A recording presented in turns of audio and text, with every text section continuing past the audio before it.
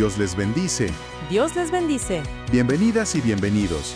Hoy vamos a hacer una exploración bastante a fondo de las ideas de un discurso que, bueno, ha tenido su impacto. Un manifiesto cristiano de Francis Schaeffer. Así es. Tenemos la transcripción y la idea es entender bien su argumento central. Él hablaba de un cambio cultural muy fuerte en Occidente, ¿no? De una base judeocristiana a una que él llamaba humanista. Exacto. Y las consecuencias que él veía venir a partir de eso. Vamos a enfocarnos en sus puntos clave, siempre desde la perspectiva cristiana que él mismo tenía, claro. Perfecto. Y es importante decir que nos vamos a basar únicamente en lo que Schaeffer presenta en este manifiesto. Él arranca con una observación interesante. Sí, dice que muchos problemas que se veían en su época. Menciona la permisividad, la pornografía, crisis en las escuelas, familias rotas, aborto, eutanasia. Ajá. La gente, incluso cristianos, los veían como cosas separadas,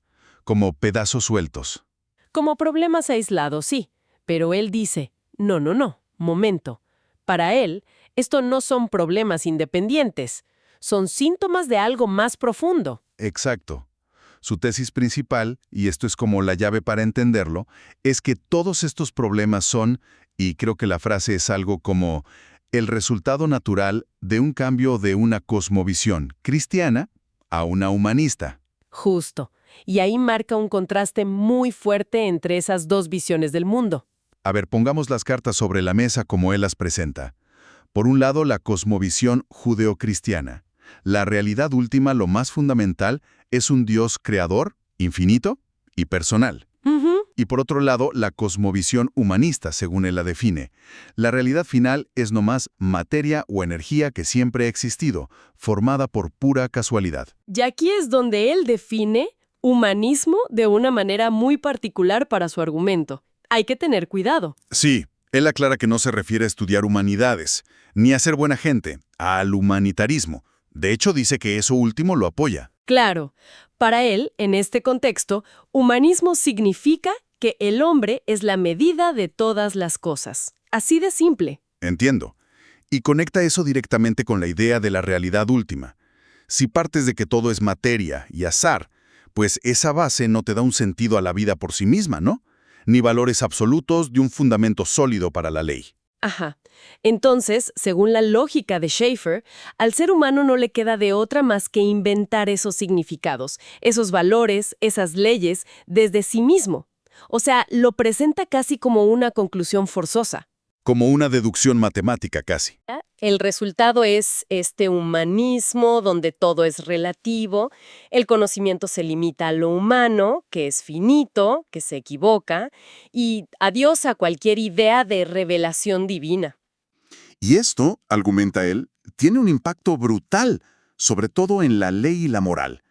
Él ve ahí la raíz de lo que percibía como un derrumbe de valores. Menciona específicamente cómo la Corte Suprema de Estados Unidos en su tiempo ya funcionaba sobre lo que él llama una ley arbitraria, o sea, una ley sin un ancla fija. ¿Y qué quiere decir con ley arbitraria? Pues la describe como el resultado de que un grupo de personas en un momento dado decide qué cree que es bueno para la sociedad basándose solo en su propio juicio, que puede cambiar mañana. Y eso se convierte en ley. Pero es una base, pues, inestable, ¿no? Claro, flota. No tiene referencia a algo trascendente, algo permanente. Él usa una imagen fuerte. Sí, la de la sociedad actuando como un individuo hedonista, que nomás elige los valores que le convienen en el momento y los hace ley. Es potente la imagen. Sí, un pequeño grupo decide lo que creen que es bueno para la sociedad en el momento dado, y eso se convierte en ley. Te deja pensando sobre de dónde viene la autoridad de la ley, ¿no? Totalmente. Y aquí Schaeffer hace un contraste muy claro con lo que él ve como la base de Estados Unidos. Reconoce que no todos los fundadores eran cristianos devotos. Pero sí sostiene que el consenso sobre el que construyeron la nación partía de la idea de un Dios creador, y que ese Dios da derechos inalienables. Ese punto de los derechos inalienables es clave para él. La diferencia es enorme. Abismal. Si los derechos los da el Estado, pues el Estado te los puede quitar o cambiar. Así de fácil. Claro. Pero si vienen del Creador, entonces limitan al Estado. El Estado no te los puede quitar porque no te los dio él. Exacto. Y Schaeffer es muy tajante. Dice que la cosmovisión humanista, esta de materia y azar, nunca podría haber producido las libertades que se conocieron en Occidente. Y amplía la perspectiva histórica. Dice que estas libertades no vienen directo de Grecia, por ejemplo.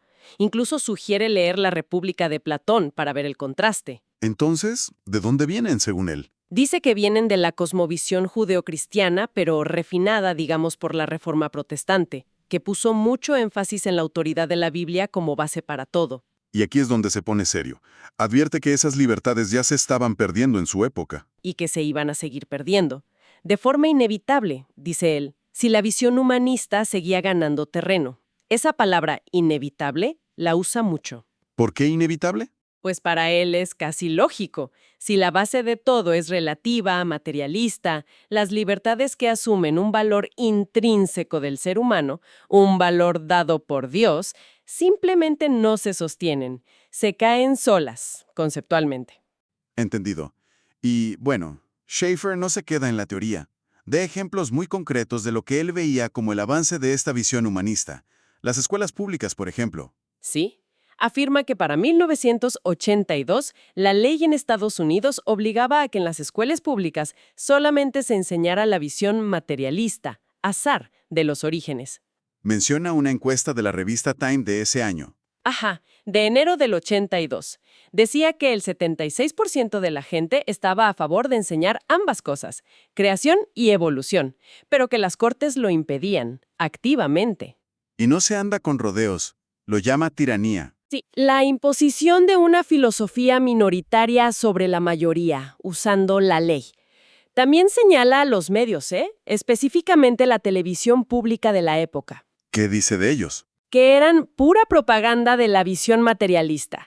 Menciona series documentales muy famosas de Kenneth Clark, Bronowski, Carl Sagan, y critica lo que él veía como un dogmatismo, como si esa fuera la única visión posible o racional. Y de nuevo, las cortes como la herramienta principal para imponer esa visión sin Dios, como él diría, a toda la población. Y el ejemplo que usa para amarrar todo esto es el aborto. Sin duda. Para él, la legalización del aborto, o sea, Roe v. Wade, es la consecuencia lógica y directa de ese humanismo que describe. ¿Por qué? Porque si no hay creador, si la vida humana es un accidente cósmico, usa una imagen muy cruda, dice que somos como una verruga en el rostro de un universo impersonal. ¡Qué fuerte! Sí, y si nuestras aspiraciones no tienen un propósito más allá, pues el valor de una vida individual se vuelve relativo, muy relativo. Terminarla es una opción más, depende de otras cosas. Señala el impacto de la decisión de la Corte Suprema, que anuló las leyes de los 50 estados y legalizó lo que él llama, sin pelos en la lengua, esta forma de matar vida humana. Y hace una observación sociológica interesante. Dice que para mucha gente, sin una ética fija, lo que se volvió legal automáticamente se volvió ético. Se sintió como que era moralmente aceptable. Schaeffer ve esto como una ruptura total con la tradición legal de Occidente. Menciona a Blackstone. ¿Sí? Un jurista clave para los fundadores.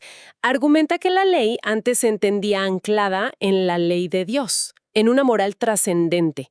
Al cortar ese lazo, dice Schaeffer, se cortó también la conexión con una interpretación estricta de la Constitución. Todo se volvió fluido. Interpretable según convenga. Exacto. Y las cortes entonces dejan de interpretar la ley y empiezan a crearla. Le quitan poder al legislativo. Y él identifica la estrategia de los grupos pro aborto de su tiempo, usar las cortes, justo porque los jueces no son elegidos y pueden imponer cambios que la gente quizás no apoyaría. Incluso cita un artículo de Newsweek, ¿verdad? De enero del 82. Sí. Dice que las primeras páginas mostraban la evidencia biológica que cualquier biólogo sabía de que la vida humana empieza en la concepción. Pero, y aquí está el punto clave, el artículo luego preguntaba, sí, ¿pero es una persona? Ah, la distinción clave. Y Schaeffer remata citando lo que él leyó como la conclusión del artículo. El problema real no es cuándo empieza la vida humana, sino decidir cuándo el valor de esa vida supera otras consideraciones, como por ejemplo la felicidad de la madre. Uf, ¿y cuál es la postura de Schaeffer ante eso? Es inflexible. Su análisis es muy directo. Si aceptas que puedes eliminar una vida humana por la felicidad egoísta de otra persona, entonces, argumenta él, no hay diferencia de principio con la lógica de Stalin, Mao o Hitler, que mataron millones por un supuesto bien social. O sea que se abre una puerta muy peligrosa. Peligrosísima, a la arbitrariedad total sobre quién vive y quién muere. Y para reforzarlo, menciona que la Corte Suprema de Alemania Occidental, después de la guerra, falló contra el aborto fácil. ¿Por qué? Justamente porque reconocieron que esa mentalidad que devalúa la vida individual fue un paso necesario para que ocurrieran las atrocidades nazis. Schaeffer insiste, esa visión disminuida del ser humano fue el caldo de cultivo. Comparte una anécdota personal, ¿no? Sí, de un hombre negro que le pregunta si ve un componente racial en esto.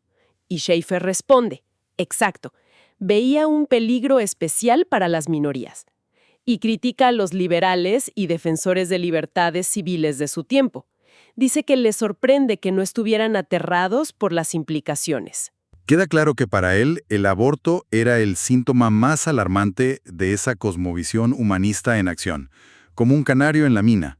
Exactamente, señalaba un peligro existencial para el valor de toda vida humana. Y con este panorama tan oscuro que pinta, es lógico que se voltee hacia los cristianos de su tiempo, ¿no? Les hace una pregunta muy directa. Sí, casi una acusación. ¿Dónde han estado los cristianos que creen en la Biblia en los últimos 40 años? Porque este cambio, dice él, no fue de un día para otro. Ocurrió durante la vida de muchos de ellos. Es una acusación fuerte. Dice que si la cultura estaba casi perdida, como él creía, la culpa principal no era de una conspiración humanista, sino del silencio de los propios cristianos. Exacto.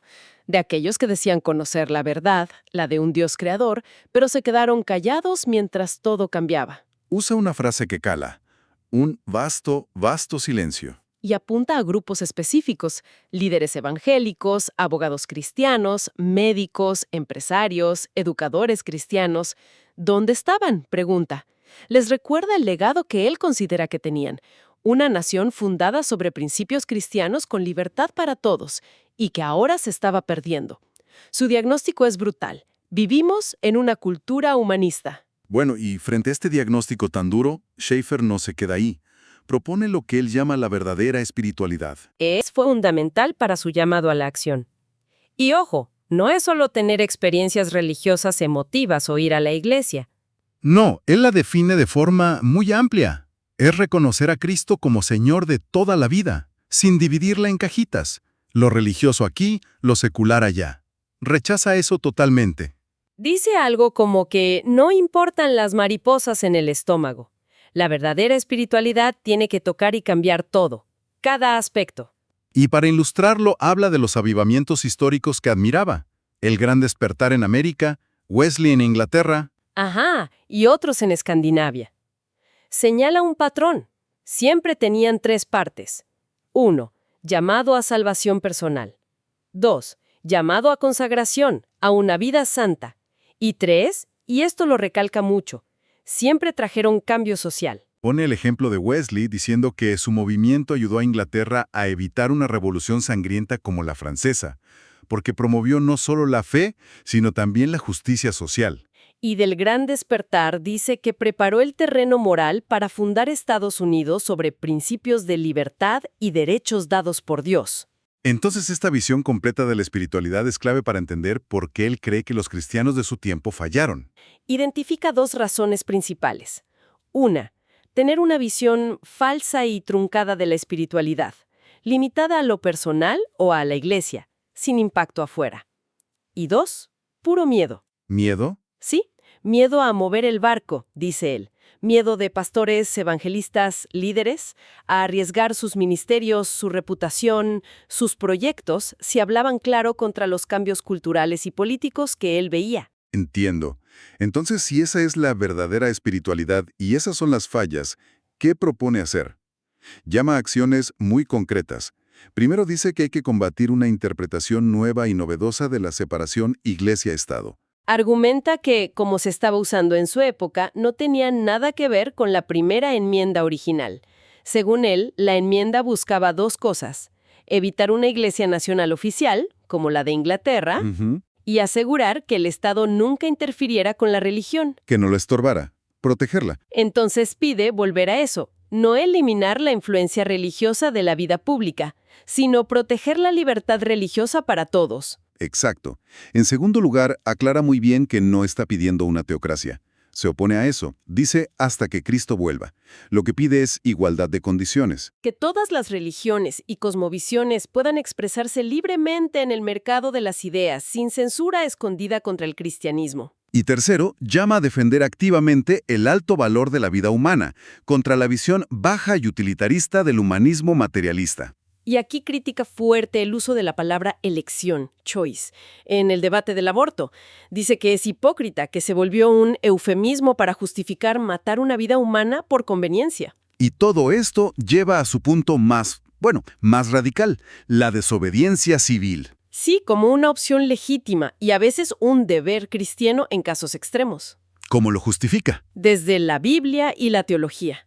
Dice que la autoridad del gobierno no es absoluta. Viene de Dios, sí, para mantener el orden, pero está condicionada. Si un gobierno manda algo que va directamente contra la ley de Dios, ese gobierno se está pasando de su autoridad.